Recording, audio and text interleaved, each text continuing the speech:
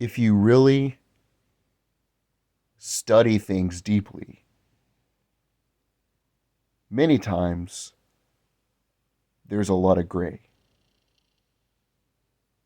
Most things are not black and white. There's positives and negatives, pluses and minuses. Then you outweigh the pros and the cons, and if there's more pros than cons, you say it's a good thing, and vice versa. When it comes to sports, there are a lot of nuances, a lot of working parts involved. First, I will talk about some of the negatives, and then I will delve deeper into the issue. Let me preface this by saying I'm a sports fan.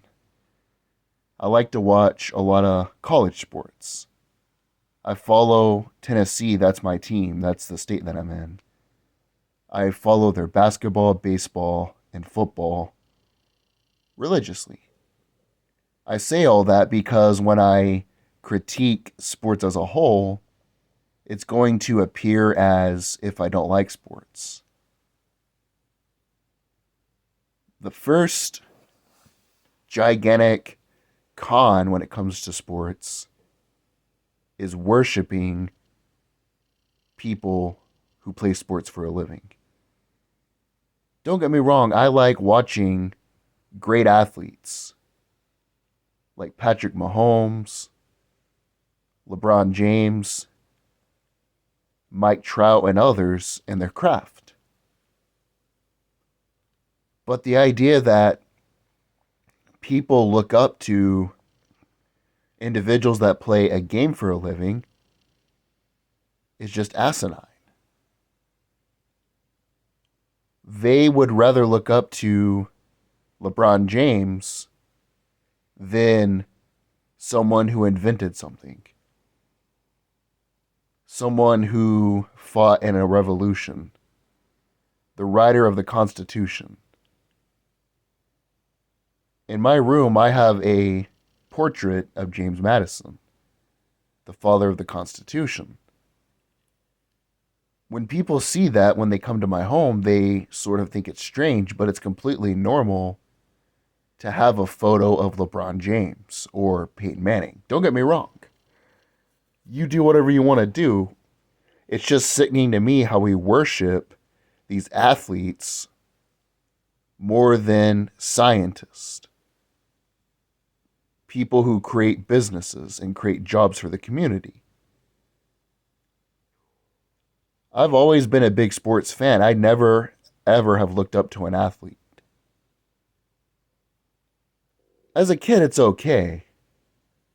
As a kid, it's okay to emulate your heroes. That's sort of normal. But when I see a grown man, a normal grown man, wearing another man's jersey, who's not related to him, and who he doesn't know, to me, it just looks pathetic.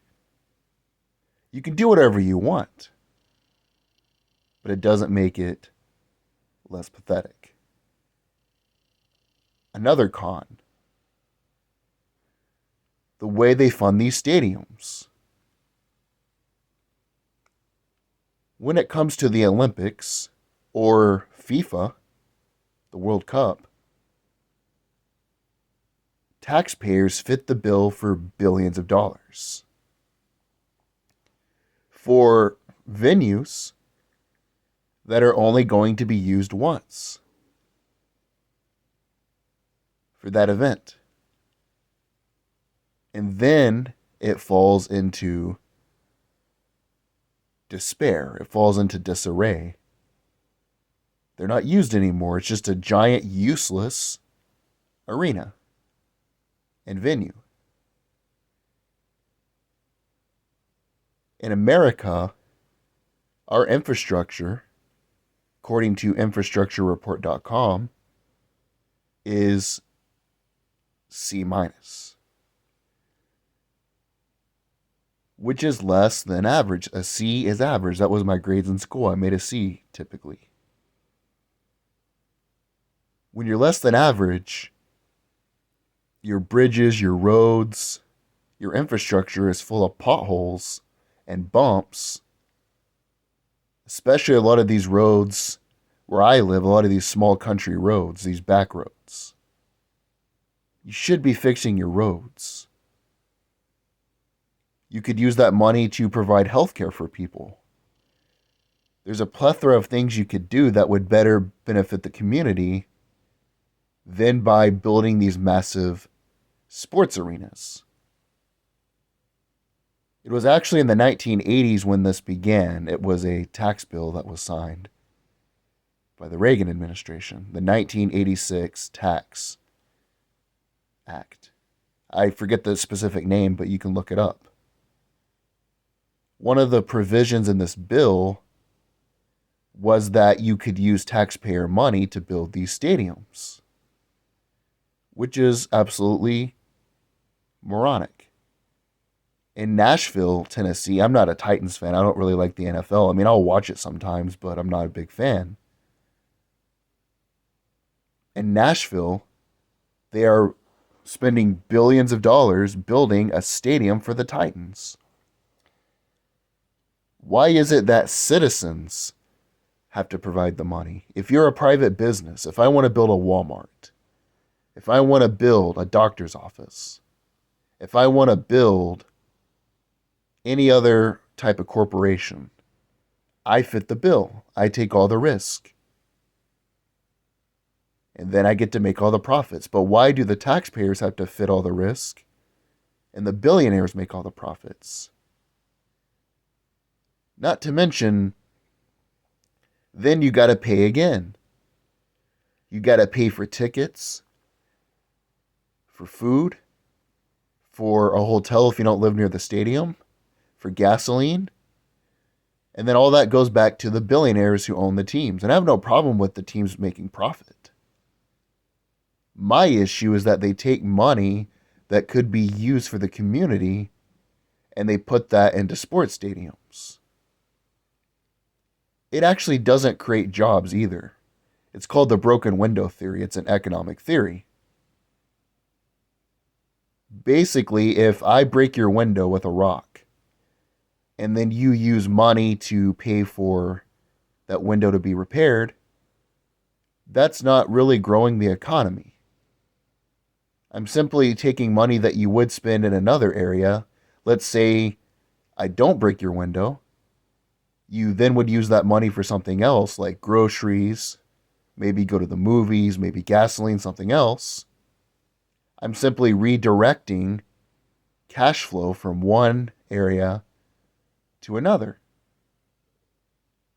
If we weren't spending billions of dollars as taxpayers on these stadiums, that money could go somewhere else. And the jobs don't pay well. The only people that make a lot of money from sports are the coaches, the players, the people that work in the organization, the owners, the GMs.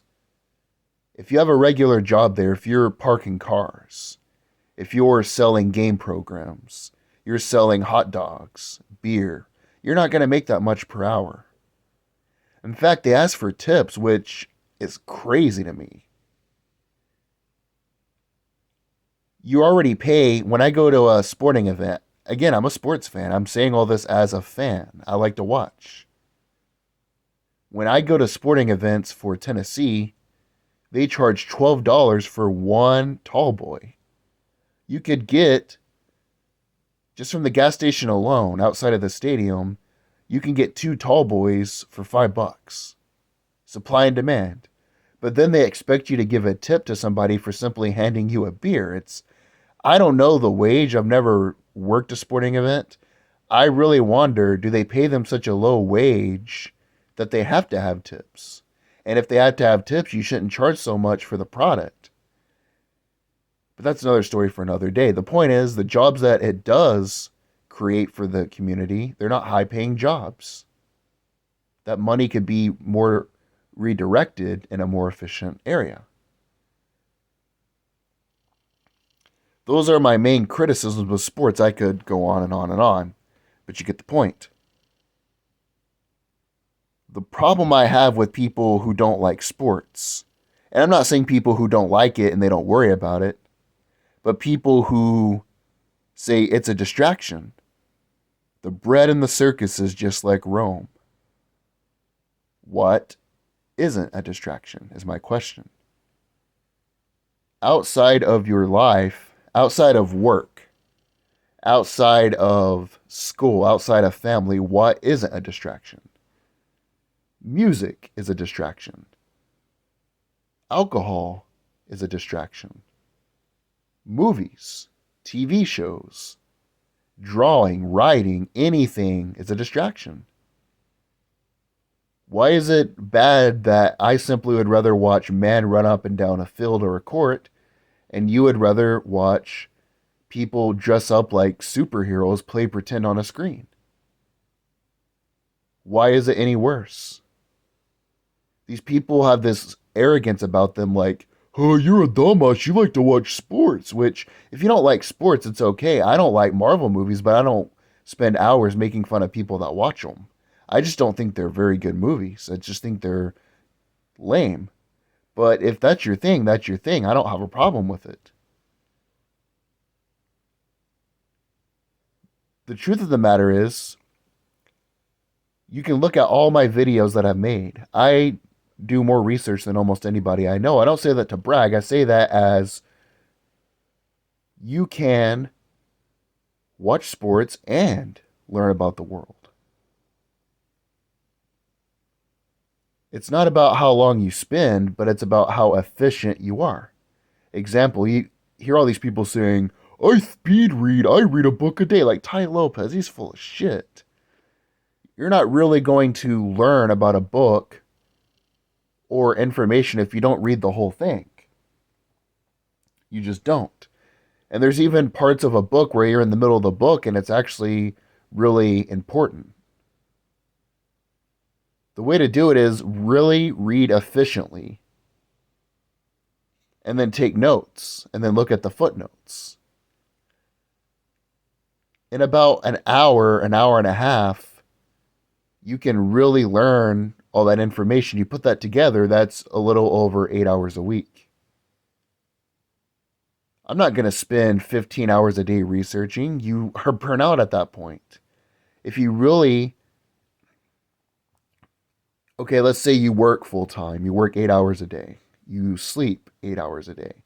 That still gives you around 8 hours for some free time. In about an hour or two, you can really learn a lot about a topic. And throughout the week, let's say you take the weekends off to watch sports, to distract yourself when you should be researching 15 hours a day, according to these people. And it's like, I know more about these topics than they do. Right now, I'm reading a book. It's about the history of Ukraine. It's an interesting read. It's called The Gates of Europe. History of Ukraine. It's very interesting. I'm reading a little part every day, and I'm taking notes on it. By the time I'm done, I'm going to know more about Ukraine than almost anybody. And I can still watch sports. You can still enjoy Marvel films. It's a multifaceted thing, though. And sports are good exercise as well. Just running up and down is boring. But when you can play basketball, it's good exercise. It also builds character. Another cool thing is it connects us. If you go to a concert, if you go to a sporting event, when I go to a football game, people around me will give me high fives, they'll chest bump me. I've had people give me hugs at a sporting event who I don't know. You meet a lot of people. It connects you as a community. It also feeds into our tribalistic tendencies. I go for Tennessee because my parents, they did their thing. I popped out in Tennessee, and I'm a Tennessee fan. If that happened in Alabama, I'd be an Alabama fan. That's just how it works. And you root for your tribe, you root for your state, you root for your area in most cases. It brings that out. which can be good or bad. But that's why people go crazy. It's like warfare in some cases. But those are the pros and the cons. And all these morons that think they're superior. I dare you to debate me. If you think I'm a dumbass because I like to watch sports sometimes, debate me about Ukraine. I know more about that than you. Debate me about economics. I know more about that than you do. Debate me about philosophy. I know all these things. It's possible to watch sports and read. A day has 24 hours. In that period of time, you can do a lot of things. But that's just my thoughts.